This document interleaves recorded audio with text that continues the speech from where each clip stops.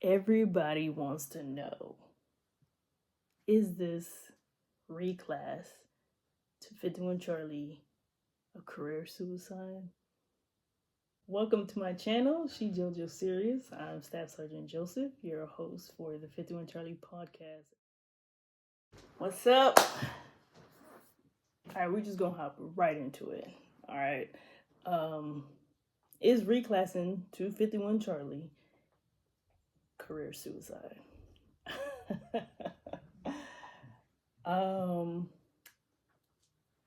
Sounds like a loaded question, right? So let's unpack that. Like, did you just give up everything in your last MOS because you was probably, eligible for promotion to sergeant first class, and here you are, like, new waters, and you don't know a thing, right? You just starting from scratch. You gotta humble yourself because, now you're not number one of, however many your platoon size or whatever, right? Everything I say is from my experience, right? Can't speak for nobody else. All I can do is interview other people and ask their opinion, right? So if you've been following me, you know my prior MOS was 92 Golf, which is culinary specialist, and I was at the peak of my career, right? I was a flight attendant for the Secretary of the Army and the Chief of Staff and COCOM, combatant commanders, right? So I had to make a decision, right? Do I want to go enlisted aid and remain in my MOS? Enlisted aid, if you don't know, it's working for a general officer, right? You do interviews, you match up with someone, they hire you, you keep certain areas of their quarters clean, like common areas where you would host parties. You host events, and you're in a sense, some people would say you're like a butler, right? So do I want to do that? No. Do I want to go back to the DFAC, right? Because that was option one, be enlisted aid. Option two, do I want to be a DFAC manager? And just to clarify, being a flight attendant is only a 4-year special nominative assignment. I can only do flight attendant for 4 years. Okay.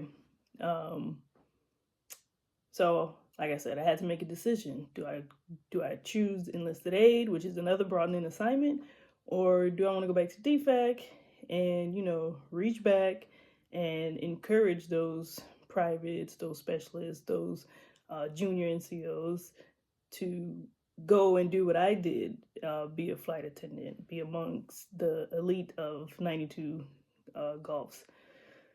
Well, I'll be honest. I don't want to do either of the two, okay? And I'm thinking longevity. So it's not so much I didn't want to go back and retrain privates and convince them that 92 Golf isn't such a shitty career, excuse my French, but no, it wasn't that. It was, what am I gonna do 20 years after the military, right?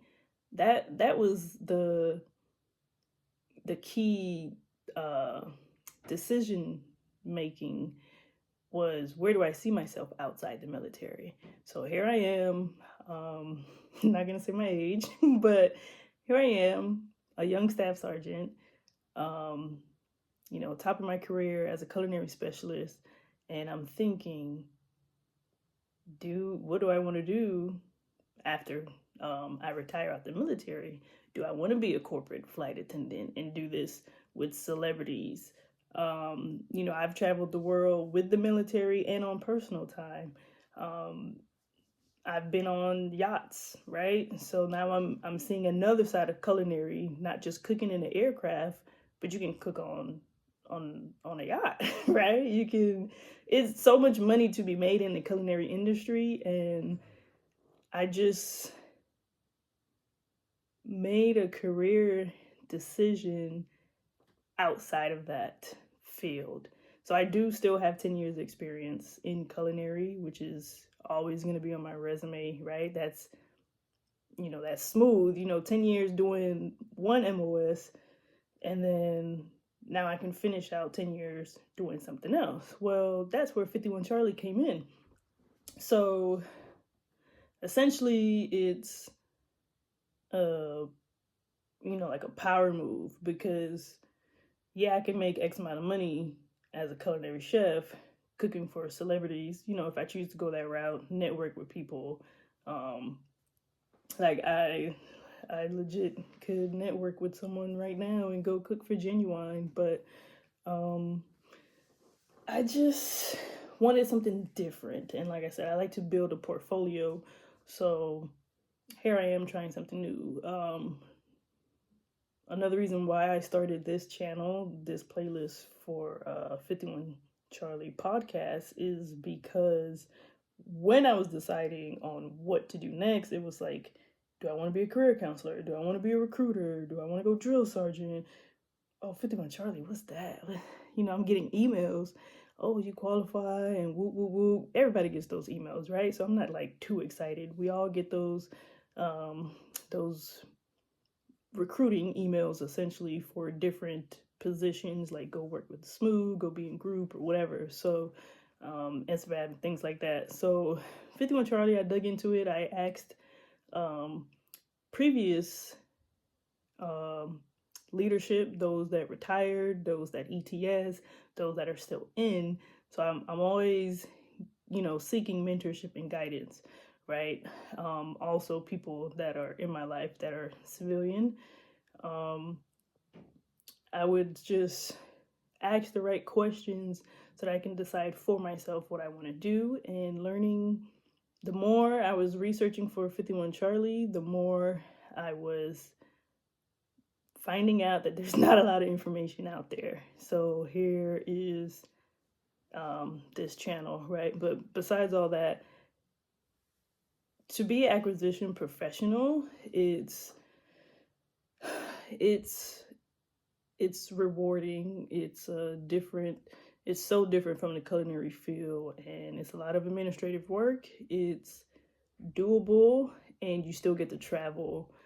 I will say that coming over to the contracting acquisition professional world, it's also very lucrative on the outside when I retire. So maybe I don't want to run a kitchen. Maybe I don't want to cook for celebrities. If I don't do that, should I retire at 20? I'll have 10 years experience as a contracting specialist, contracting officer. So is it career suicide? Um, Here I am at the peak of my career as a culinary specialist, and now I'm deciding to start brand new, learn a whole new MOS, and just go forward with that in hopes of having something else on my resume to be able to do after retirement, because I might not want to cook for the rest of my life. That's, standing on your feet all day. Cooking is a passion, but I don't know if I want to continue to travel the world and cook, right? So here I am stacking up my resume essentially and networking in another realm that can also make a lot of money on the civilian side. And everybody needs contracting, so whether it's the government sector, private sector, you can fill this position and make a whole lot more money outside the military, salary wise, right? So if it's deciding whether or not I made a bad move, like in the bigger picture, in the bigger realm of things, no, I don't regret reclassing. Like I said, I will have so much on my resume that I can choose. I can flex between both if I wanted. You know, on the weekend I can still travel, cook, and do bookings, doing that, and then 9 to 5 if I choose to still work for somebody, I'm still making good bread. So, but on the on the active duty standpoint, here's where I say probably, yeah, not maybe not career suicide. Maybe it's a homicide. Maybe you will catch a body, but um, I still think it's worth it. So like when I say that, like let's say, okay, let me just say this. I was in school for 51 Charlie, right? Transition course. And I got a SLC date from my uh, original MOS. A lot of my peers that sat in the seat, after me, they have been promoted. They're sergeant first classes right now, which is great, right? I'm happy to have, hopefully had a lasting impact on bringing them up from being their superior at some point. But I'm still a staff sergeant, right?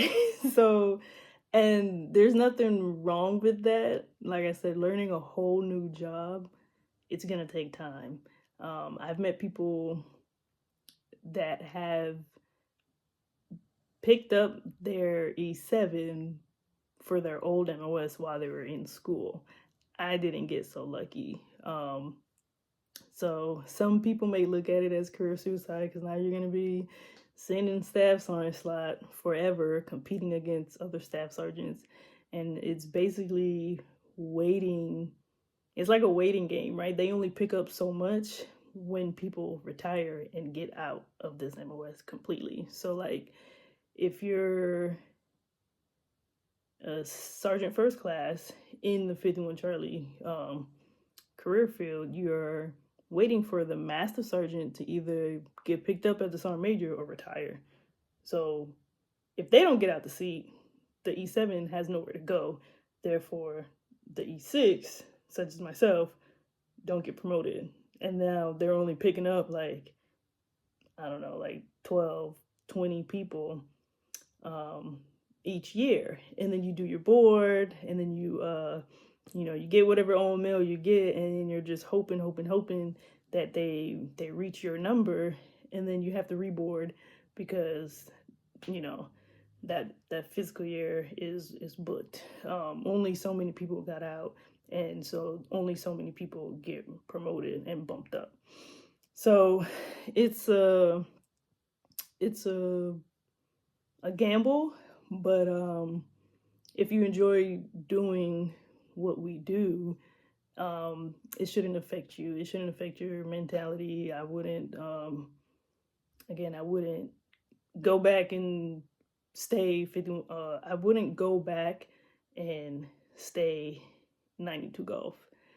I am happy that I did go ahead and change over to this MOS, and so yeah. It's your turn to answer. Do you think reclassing the 51 Charlie is career suicide? Like, share, and comment below.